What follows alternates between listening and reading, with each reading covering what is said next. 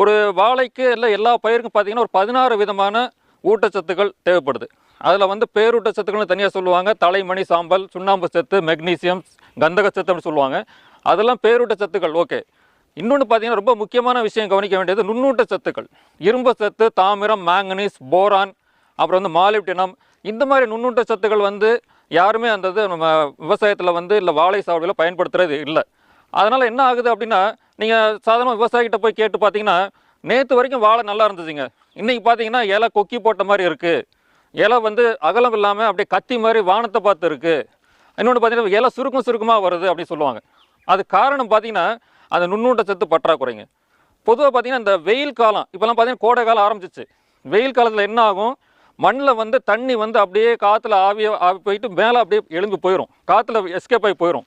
But அந்த தண்ணியோட சேர்ந்து அந்த உப்பு இருக்கு இல்லைங்களா, அது வந்து வேர் பகுதியில் அப்படியே தங்கிடும்.